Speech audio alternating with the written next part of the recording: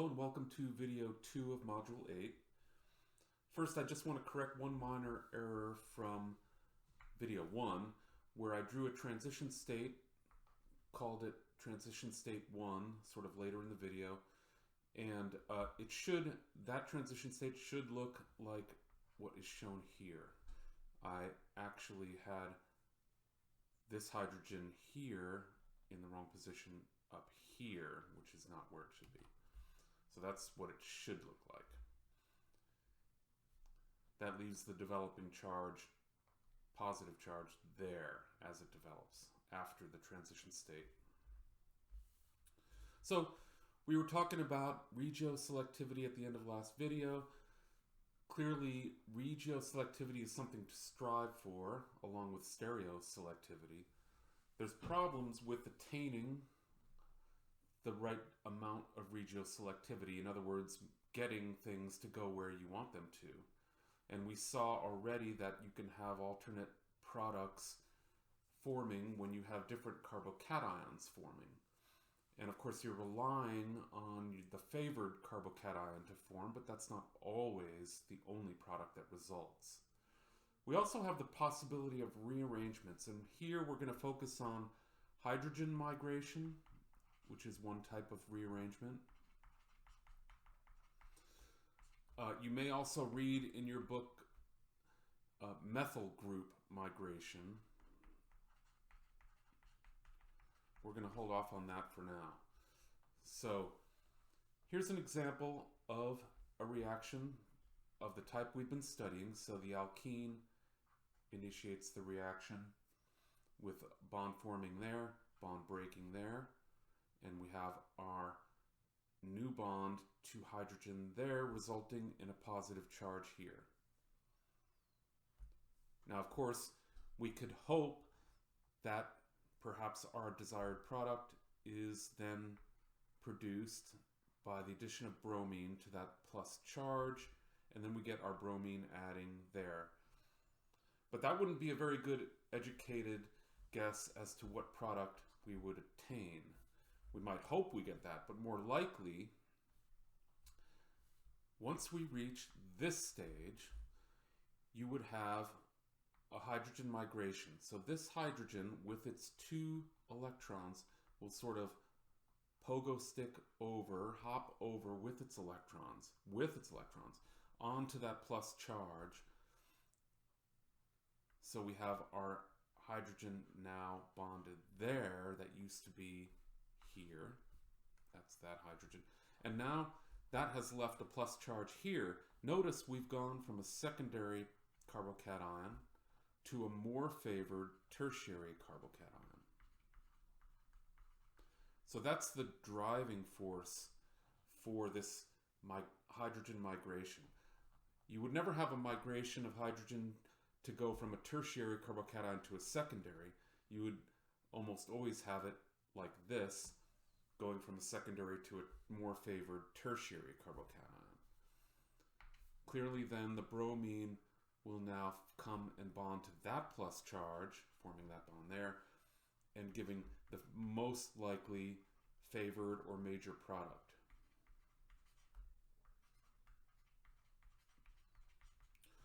So this is an issue of regio control, regioselectivity, additional complications arising from not just the formation of different carbocations in different places, but also the possibility of rearrangements. Toward the end of this module, we're going to see how organic chemists have overcome these issues, but they're going to involve more complex reagents. Back to some of the fundamentals again. Addition of water to alkenes is an important one. The net addition is the addition of OH and H across the double bond. First step is the same as what we've been studying. Acid conditions, right? So if you see a reaction where you have H2O and H2SO4, for example, common lab acid, you should assume that that is really producing hydronium ion as the reactive species, which is in fact the case. and that you're in a sea of water, essentially, way more water than anything else.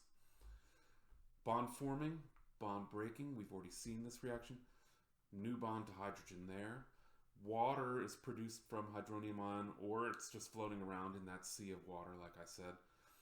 Electrons forming a bond there to the plus charge, high electron density to low, forming that new bond. Our knowledge of formal charge allows us to reassess the formal charge on oxygen there. Now we see that it's plus. Notice this oxygen is the same as the oxygen in hydronium ion with 3 bonds and a plus charge. More water can come over and help us complete the reaction by abstracting that proton there, breaking that bond there, and producing our alcohol. If you need to show the lone pairs to keep track of them throughout the process, you should do that for a while. Notice that the acid catalyst is regenerated.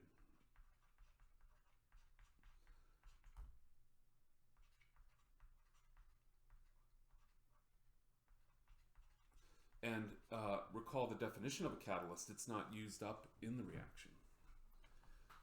Now, of course, we have the other alternative, which is going to proceed along the same lines as what you see above here, with the formation of a secondary carbocation, not as favored as the tertiary carbocation above, but perhaps we get some of this. The sequence is all the same throughout, but notice we end up with, rather than an achiral product above, we end up introducing 2 chiral centers here, and so we already know that that's going to result in a mixture of RR, SS, I'll say SR, and RS, 4 different compounds, 2 pairs of enantiomers, and diastereomers of each other. So again, an issue of regio control, lack of regio control, I guess I should say. Continuing to keep stereochemistry in mind, really important. Notice how we're bringing in all our knowledge from the whole quarter, really. Here's an alkene reacting with acid, following the same procedure as above.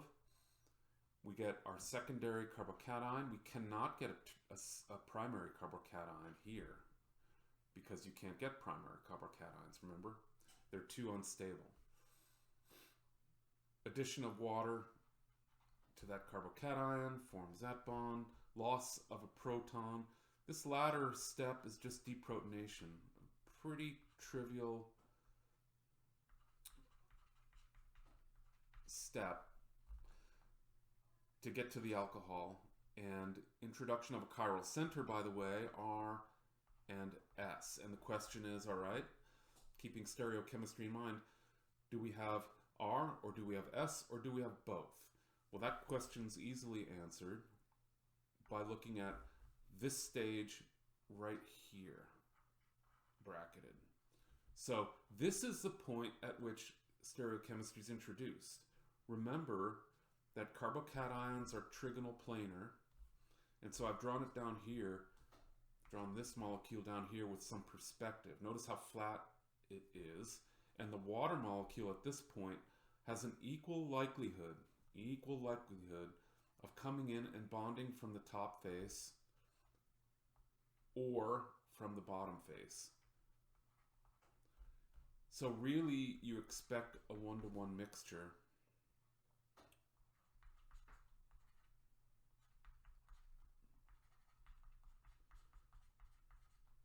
of R and S enantiomers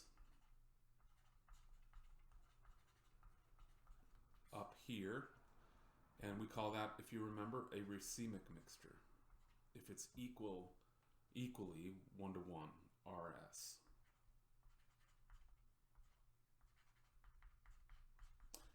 So a mixture that's 60-40 R and R to S is not racemic. It's close, but it's not. Okay, so, but clearly understanding bonding and structure here helps us understand the resulting stereochemistry and predict it. Another fundamental reaction is the addition of hydrogen to alkenes. Hydrogenation.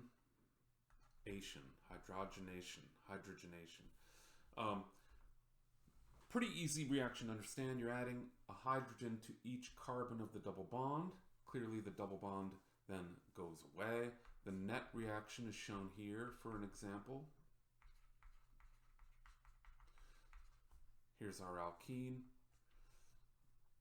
When you add hydrogen and the metal catalyst palladium or platinum, and hydrogen is a gas, in fact, in the reaction, notice the hydrogens come in and add on the same face of the alkene, cis addition, or sometimes called syn addition.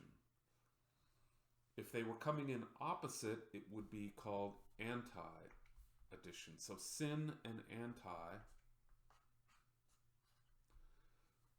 Fix that a little bit.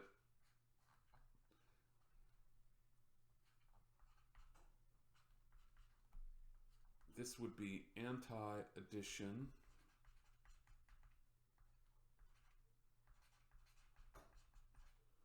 Or trans addition, cis, trans, syn, anti, where the hydrogens are like this. However, you do not get this in this reaction. So here's the thing. You could memorize this fact that the hydrogens are adding syn, and that's useful. But to understand why they're adding syn, you need to understand the mechanism of the reaction. Shown in this figure, pretty good one from McMurray. We'll see similar ones in other books. So our metal catalyst here, so this is palladium or platinum. I think palladium's a little cheaper.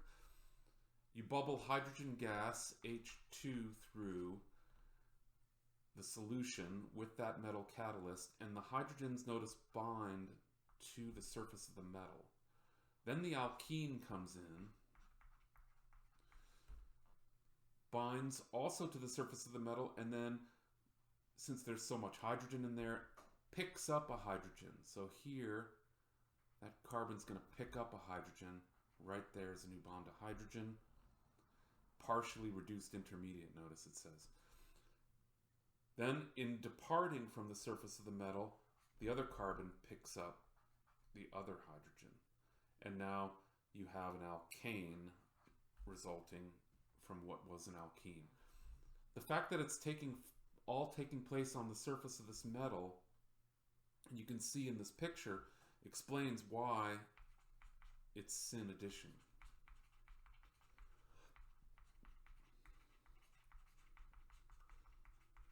So fundamentally, you can memorize reactions and pretty much understand or predict a net reaction much of the time, some of the time maybe.